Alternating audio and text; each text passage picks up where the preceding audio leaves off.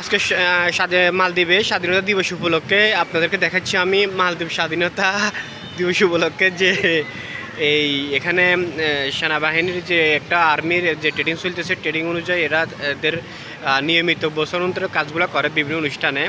তো আজকে এই কাজগুলো করতেছে, এখানে কাজগুলো আমরা উপভোগ করতেছি। আমরা অনেক বাংলাদেশি ভাই, আমরা সবাই আছি এখানে।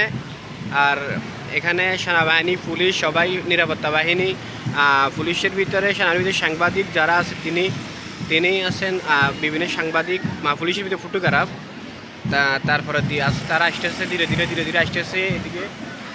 চারিদিকে হাজার হাজার হাজার হাজার উচ্ছিত জনগণ জনতা মালদ্বীপের, তারা দেখতেছে। এটা হচ্ছে সেনাবাহিনী, আর্মি, এটা হচ্ছে সাংবাদিক কাজ করতেছে, এরা সেনাবাহিনী। দেখতে থাকুন আমার পাশে। এখন এখানে ডোল বাজতেছে, এগুলো যদি কিছু বুঝতে যাবে না। সেনাবাহিনীর ফিজিক ট্রেনিংগুলো দেখতেছেন, তারা খুব কষ্ট, এরা খুব পরিশ্রমিক সৈনিক। এরা প্রত্যেকটা সৈনিক কিন্তু খুব পরিশ্রমিক সৈনিক। এভাবে পুরো শহর হাঁটতেছে। এটা নৌবাহিনী, এর হচ্ছে নৌবাহিনীর ব্রিগেডিয়ার নৌবাহিনী। আর এটা হচ্ছে সেনাবাহিনীর ভিতরে যারা বা যুদ্ধ করার জন্য বা যুদ্ধের বিভিন্ন যে বেশ দৈত্য তারা সেটা ধরে নিয়ে আসে। তিনি দেখতেছেন তার হাতে বড় একটা কামান, তিনি কামান নিয়ে আসতেছে।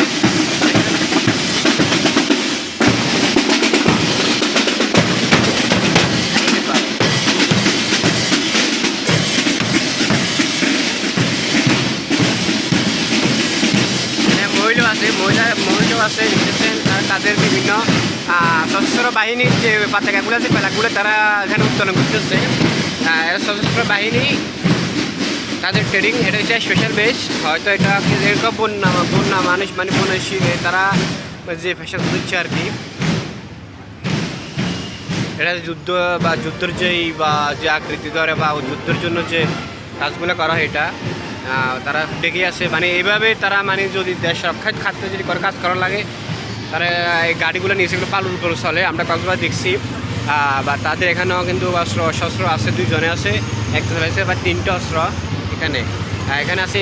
এসএবি আমরা যা ট্যাঙ্ক বলি বা অনেক বলি, এগুলা এসএবিগুলো আসতেছে।